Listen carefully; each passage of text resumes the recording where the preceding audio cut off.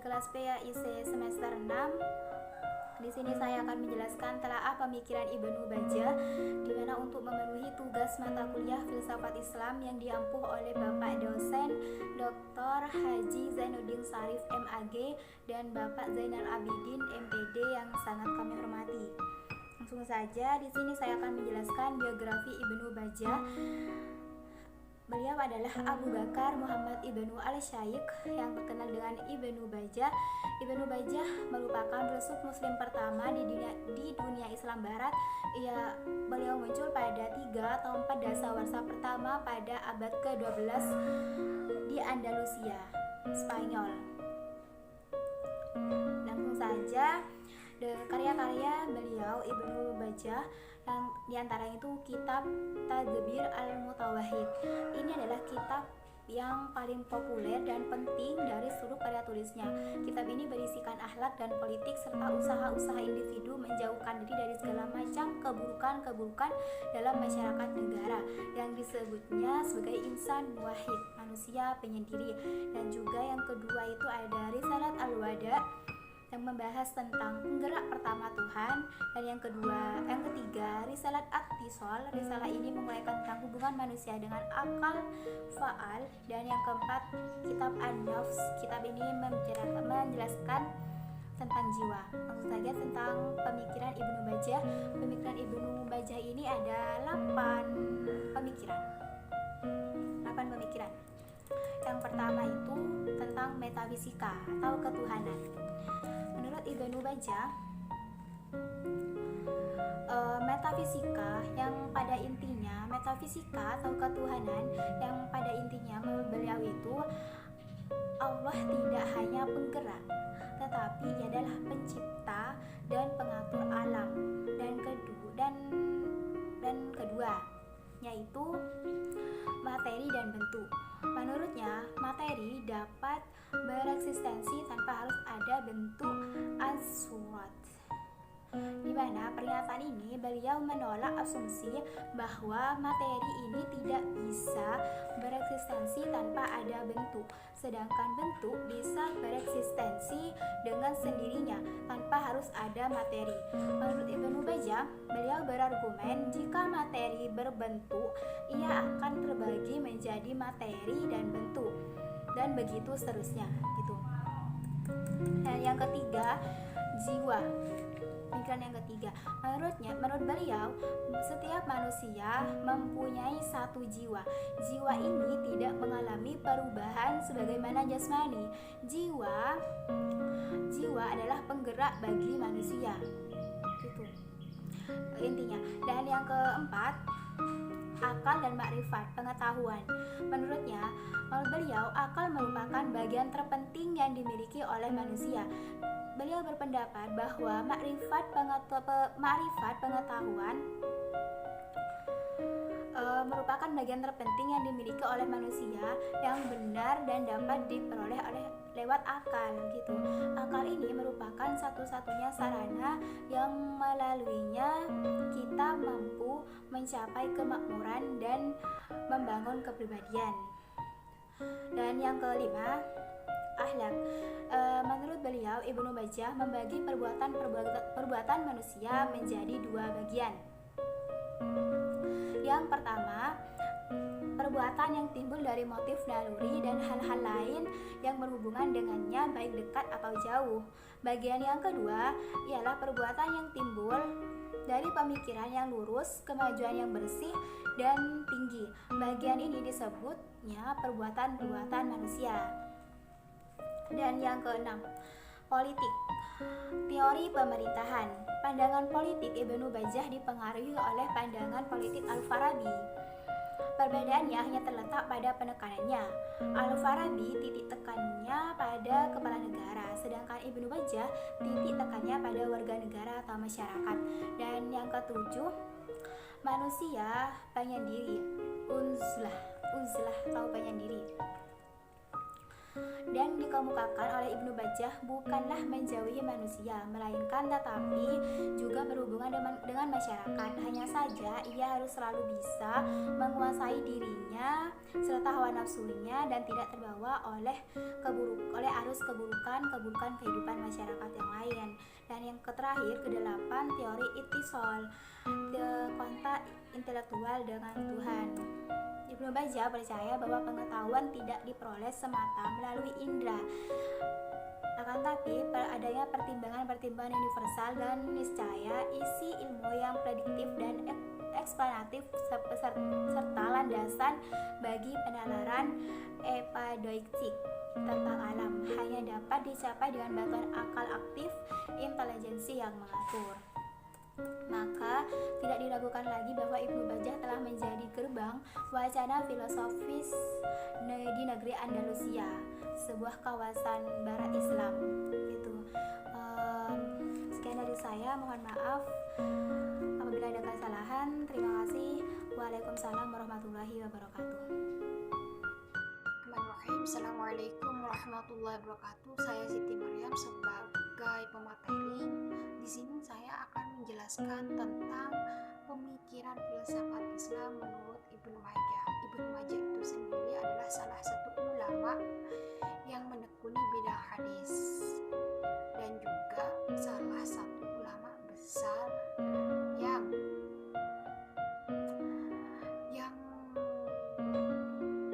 sangat unggul keberadaannya karena kreativitas dan loyalitasnya, sehingga beliau ini termasuk dari pengarang Al-Kutub As-Sittah. Nah, hadis merupakan sumber ajaran Islam yang kedua setelah Al-Quran. Nah, keberadaan hadis ini sendiri sebagai penjelas dari sesuatu yang terdapat di dalam Al-Quran, manakala di dalam Al-Quran itu tidak ditemukan ketetapan hukum, semisal tata cara melaksanakan sholat 5 waktu. Nah, pada masa dinasti Abbasiyah, kegiatan ilmiah khususnya di bidang hadis ini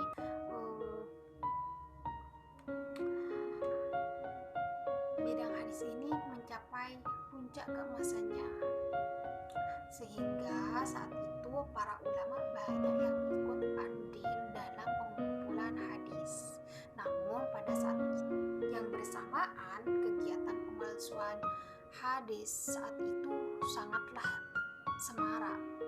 Nah, dengan kondisi seperti itu, para ulama khususnya ahli hadis membuat ukuran dalam penetapan hadis-hadis Nabi.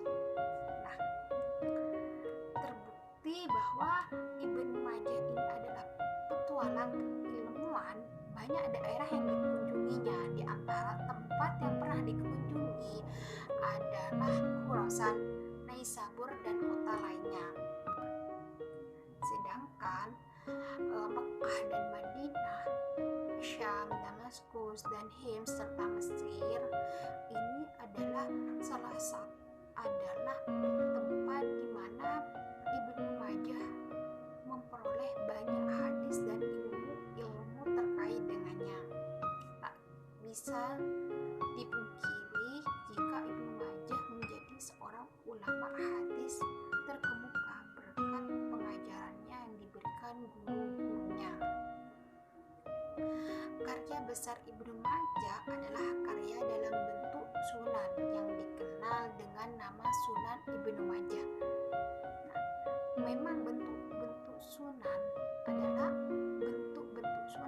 adalah salah satu penulisan kitab yang sangat terkenal pada saat itu. Selain sunan, para muhaditsin mengenal bentuk lainnya itu seperti sahih dan musnad.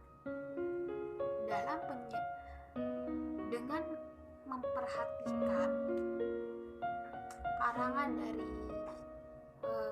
Sunan Ibnu Majah ini adalah dalam penulisan kitab Ibnu Majah ini menggunakan metode Islam.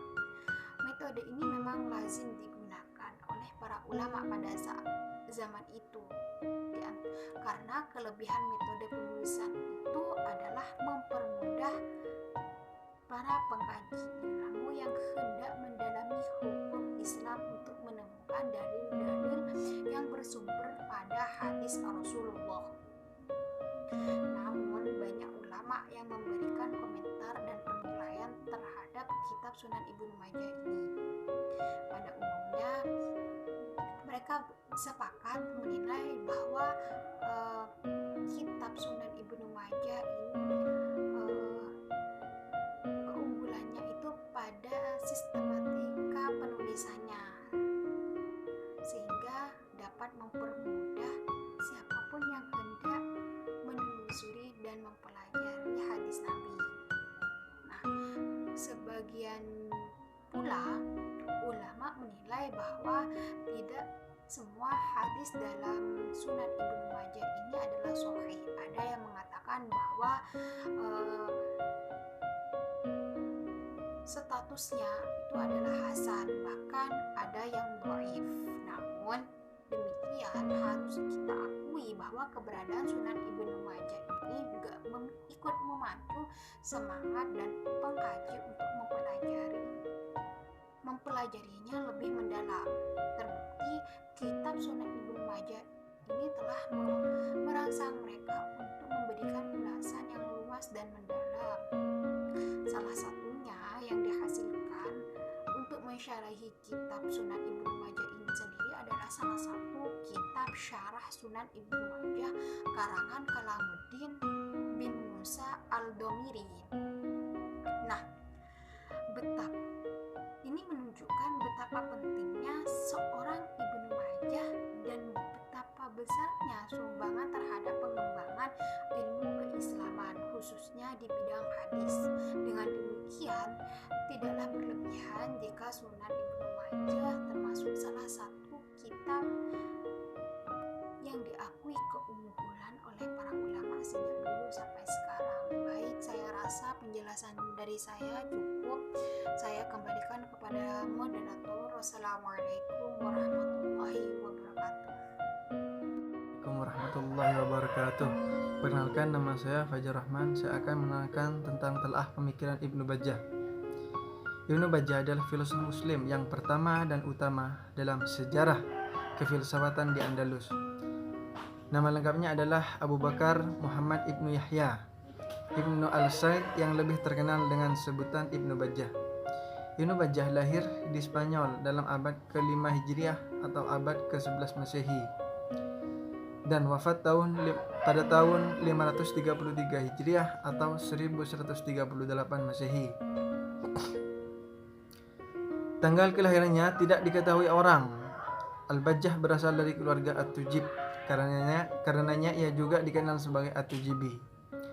Meskipun kehidupannya tidak diketahui secara pasti, begitu juga mengenai pendidikan yang ditempuhnya dan guru yang mengasuhnya tidak terdapat informasi yang jelas. Ia adalah seorang sarjana bahasa dan sastra Arab yang ulung serta menguasai 12 macam ilmu pengetahuan ketika ia pergi ke Granada. Karya-karya Ibnu Bajjah. Menurut Ibnu Tufail, Ibnu Bajjah adalah seorang filosof muslim yang paling cemerlang otaknya, paling tepat analisisnya, dan paling benar pemikirannya. Namun, amat disayangkan pembahasan filsafatnya dalam beberapa bukunya tidaklah matang dan sempurna. Ini disebabkan karena ambisi keduniaannya yang begitu besar dan kematiannya yang begitu cepat. Selanjutnya, pemikiran Ibnu Bajjah. Filsafat Ibnu Bajjah banyak terpengaruh oleh pemikiran Islam dari kawasan timur, seperti Al-Farabi dan Ibnu Sina. Ini disebabkan kawasan Islam timur lebih dahulu melakukan penelitian ilmiah dan kajian filsafat dari kawasan Islam barat. Selanjutnya, filsafat dalam uraian di bawah ini. Yang pertama, filsafat metafisika. Menurut Ibnu Bajjah, segala yang ada terbagi dua, yang bergerak dan yang tidak bergerak. Yang bergerak adalah jisim atau materi yang bersifat finite atau terbatas. Yang kedua, filsafat epistemologis. Sebagai tokoh pemula filsafat Islam di dunia Islam Barat, Ibnu Bajjah tidak lepas dari pengaruh saudara-saudaranya, filsuf dari Islam Timur, terutama pemikiran Al-Farabi dan Ibnu Sina. Yang ketiga, filsafat jiwa. Menurut pendapat Ibnu Bajjah, setiap manusia mempunyai jiwa. Jiwa ini tidak mengalami perubahan sebagai jasmani. Jiwa adalah penggerak bagi manusia. Yang keempat, filsafat etika. Ibnu Bajjah membagi perbuatan manusia kepada dua bagian. Bagian pertama ialah perbuatan yang timbul dari motif naluri dan hal-hal lain yang berhubungan dengannya, baik dekat atau jauh. Bagian kedua ialah perbuatan yang timbul dari pemikiran yang lurus dan kemauan yang bersih dan tinggi, dan bagian ini disebutnya perbuatan-perbuatan manusia.